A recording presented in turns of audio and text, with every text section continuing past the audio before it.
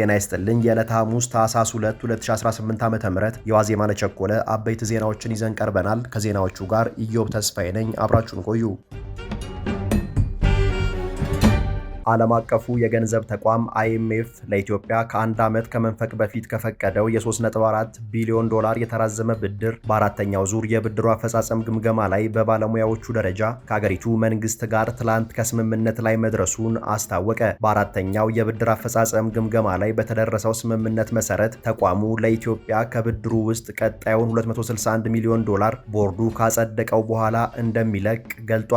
ቀጣዩ ዙር ብድር ሲለቀቅ ተቋሙ ከአጠቃላይ ብድሩ ውስጥ እስካሁን ለአገሪቱ የለቀቀው የገንዘብ መጠን 2.1 ቢሊዮን ዶላር ይደርሳል። ተቋሙ መንግስት በመካከለኛ ጊዜ ውስጥ የማክሮ ኢኮኖሚ መረጋጋትን ማስቀጠል እንዲሁም እድገትንና ድህነት ቅነሳን መደገፍ አለበት ብሏል። መንግስት የገንዘብ ፖሊሲውን እንዲያጠብቅና የግል ኢንቨስትመንትን እንዲያበረታታም ተቋሙ መክሯል።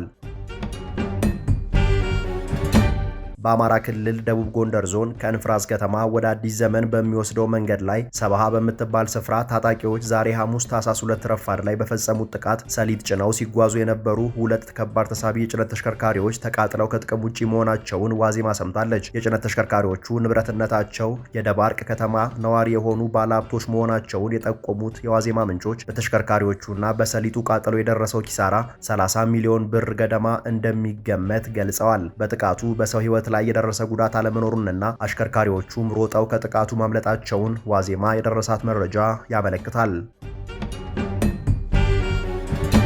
በአሜሪካ ኮንግረስ የሪፐብሊካኑ ፓርቲ አባል ኤርል በዲ ካርተር በኢትዮጵያ ኦርቶዶክስ ቤተክርስቲያን እና ሌሎች የሃይማኖት ተከታይ ማህበረሰቦች ላይ ይፈጽሟቸዋል ላሉት ከባድ የሰብአዊ መብት ጥሰቶች በኢትዮጵያ መንግስት ላይ አሜሪካ ማዕቀብ እንድትጥል የሚጠይቅ ረቂቅ የውሳኔ ሀሳብ ለህዝብ እንደራሴዎች ምክር ቤት አቀረቡ። ረቂቅ የውሳኔ ሀሳቡ በሲቪሎች ላይ የሚፈጸሙ ጥቃቶችን ለማስቆምና ባለስልጣናትን ተጠያቂ ለማድረግ የአሜሪካ ውጭ ጉዳይ ሚኒስትር የተመረጡ ማዕቀቦችን ጨምሮ ሁሉንም ዲፕሎማሲ መሳሪያዎች እንዲጠቀሙ ይጠይቃል። የኦርቶዶክስ ቤተክርስቲያንና የሌሎች ሃይማኖቶች ተከታዮች የጦር ወንጀልና ዘር ማጥፋትን ጨምሮ በርካታ ወንጀሎች እንደተፈጸሙባቸው የሚያሳይ ሁኔታዎች መኖራቸውንም የውሳኔ ሀሳቡ ይገልጣል።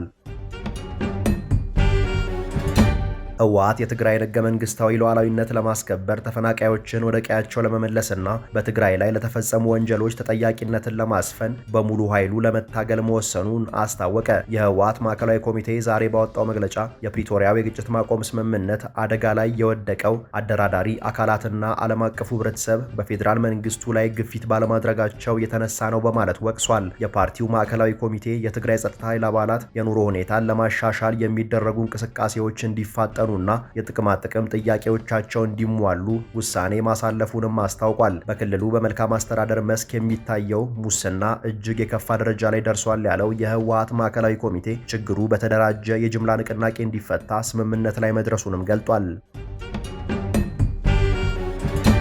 የቤንሻንጉል ጉሙዝ ክልላዊ መንግስት የተራዘመ የቅድመ ክስ እስራትና የፍትሐ ብሔር ጉዳይ ተከራካሪዎችን የማሰር ድርጊቶች እንደሚፈጸምና የዋስትና መብት በወቅቱ እንደማይተገበር ኢሰመኮ አስታወቀ። በሌላ በኩል የክልሉ መንግስት ከታጠቁ ኃይሎች ጋር የሰላም ስምምነት በማድረግ የሰዎች ሞት፣ የአካል ጉዳትና መፈናቀል መቀነሱን፣ የዲሲፕሊን ጉድለት ያለባቸውን የጸጥታ አካላት ተጠያቂ ማድረግና ያለአግባብ የታሰሩ ሰዎችን መልቀቅ መጀመሩ መሻሻሎች መሆናቸውን ኮሚሽኑ ጠቅሷል። የኮሚሽኑ ዋና ኮሚሽነር ብርሃኑ አዴሎ የክልሉ መንግስት አልፎ አልፎ የሚከሰቱ ግጭቶችና ጥቃቶች ዳግም እንዳይከሰቱ የቅድመ መከላከል ስራ እንዲሰራ፣ የተጠርጣሪዎችን የተራዘመ የቅድመ እስራት ክስ እንዲያስቀርና የተጠርጣሪዎች እንዲሁም የከሳሾችን የተፋጠነ ፍትህ የማግኘት መብት በተሟላ ሁኔታ እንዲተገበር እንዲሁም የሰብአዊ መብት ጥሰት ፈጻሚዎች ተጠያቂ እንዲያደርግ አሳስቧል። የኤርትራው ፕሬዝዳንት ኢሳያስ አፈወርቂ ሳውዲ አረቢያ በናይል ወንዝ ተፋሰስ በአፍሪካ ቀንድ በቀይ ባህርና በአረቢያን ባህረ ሰላጤ በሚታዩ ክስተቶች ዙሪያ በተለይም በአፍሪካ ቀንድ ሰላምና መረጋጋት ለማስፈን ጉልህ ሚና እንድትጫወት ጠየቁ። ሁለቱ መሪዎች ትላንት ሪያድ ውስጥ ባደረጉት ውይይት ፕሬዝዳንት ኢሳያስ ሳውዲ አረቢያ በተጠቀሱት ቀጠናዊ ጉዳዮች ላይ ካሁን ቀደም ንቁ ሚና እንደሌላት መጠቆማቸውን የኤርትራ መንግስት ቃል አቀባይ የማነ ገብረ መስቀል አስታውቀዋል። ውይይቱ በሁለትዮሽ የኢኮኖሚ ትብብሮች፣ በናይል ወንዝ ተፋሰስ፣ በአፍሪካ ቀንድ፣ በቀይ ባህርና በአረቢያን ባህረ ሰላጤ ባሉ ወቅታዊ ክስተቶች ላይ ያተኮረ ነበር ተብሏል። የሳውዲው አልጋ ወራሽ መሐመድ ቢን ሳልማን በበኩላቸው በእነዚህ ጉዳዮች ላይ ከኤርትራ መንግስት ጋር በሰፊው የሚወያይ ልዑካን ቡድን በቅርቡ ወደ አስመራ እንደሚልኩ ቃል መግባታቸውንም የማነ ጠቅሰዋል። የስዊድን መንግስት በአገሩ ለምትገኘው የኤርትራ ኦርቶዶክስ ተዋሕዶ ቤተክርስቲያን የሚሰጠውን $85,000 ገደማ ዓመታዊ ድጎማ አግዷል። የአገሪቱ መንግስት ድጎማውን ያገደው የደህንነት መስሪያ ቤቱ ቤተክርስቲያኗ የኤርትራ መንግስትን በመወከል ወይም በመተባበር በስዊድን የሚገኙ ኤርትራውያንን መሰረታዊ ነጻነት የምትጥስበት ስጋት አለ በማለት ባቀረበው ሪፖርት ላይ ተመስርቶ መሆኑን የአገሪቱ የዜና ምንጮች ዘግበዋል። የደህንነት መስሪያ ቤቱ ድጎማው የኤርትራ መንግስትን በገንዘብ ሊያግዝ እንደሚችል ስጋቱን ገልጿል ተብሏል። የቤተክርስቲያኒቱ ተወካይ አብርሃም ተስፋይ ግን ቤተክርስቲያኗ ከኤርትራ መንግስት ጋር ምንም አይነት ግንኙነት እንደሌላት በመግለጽ ውንጀላውን አስተባብለው አቤቱታ እንደሚያቀርቡ ተናግረዋል።